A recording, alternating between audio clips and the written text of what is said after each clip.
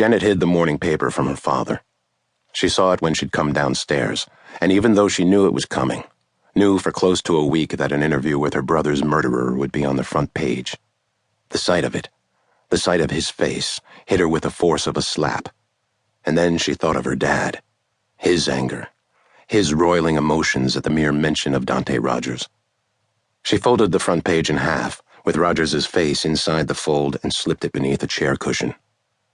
Janet heard water running in the bathroom down the hall, then her father's feet on the hardwood. She was breaking her own rule. When she'd moved back in with her father after he'd lost his job, she'd made a silent vow not to be his household servant.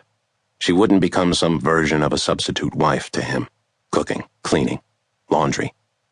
But on certain days, she made exceptions. She took out eggs, cracked them into a skillet, and watched them sizzle.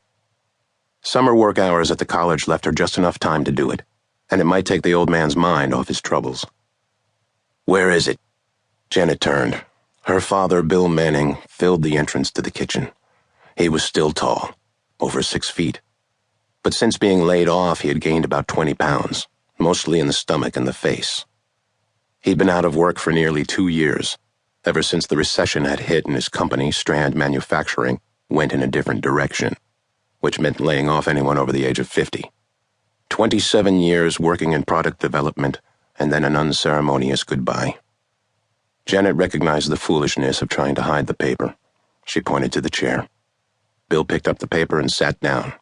Janet put the eggs in front of him. "I thought you said you wouldn't wait on me," he said. "I felt like it."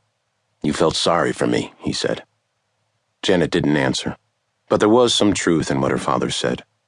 Years ago, he'd lost his son, and then his wife. Then came the recent job loss, and Janet moved in to help make sure he didn't lose the house. Her father might be reserved and distant, difficult even, but she never outgrew the desire to protect and help him. And that desire only became stronger as her father grew older. He was 62, and starting to look his age. "Jesus," he said. He folded the paper, snapping the pages into place with a flick of his wrists, and leaned close to read the story. Not even at the top. Janet knew what the story said.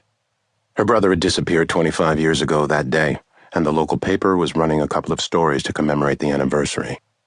The first one detailed the life of Dante Rogers, the man convicted of killing her brother.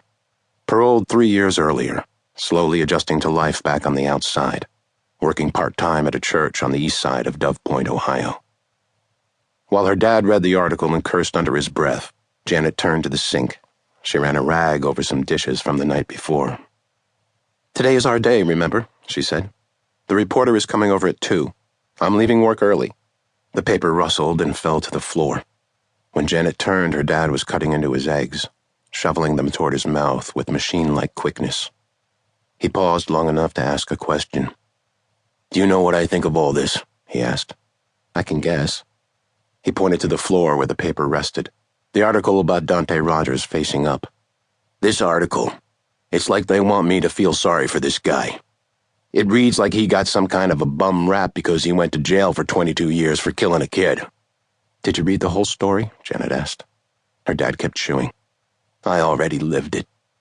Janet leaned back against the counter and folded her arms across her chest. "He still says he's innocent," Janet said. Her father's eyes moved back and forth, giving him the look of a caged animal. His cheeks flushed. "So?" He looked down at his plate, pushed the remains of the egg around, making a runny yellow smear. He didn't look back up. "He says—" "I don't want to hear it," he said, dropping his fork. "He just wants sympathy from people, probably living on welfare." Janet took hold of the belt of her robe. She worked it in her hands, fingering it, using it almost like rosary beads. "If it makes you feel any better, I don't really want to tell my story to the reporter either," she said. "I know the story.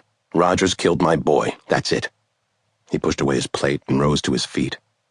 The first year after being laid off, her dad dressed just like he did when he went to work. Shirt and tie, neatly pressed pants. The past year had seen a change. He no longer dressed first thing in the morning, and went days on end without shaving.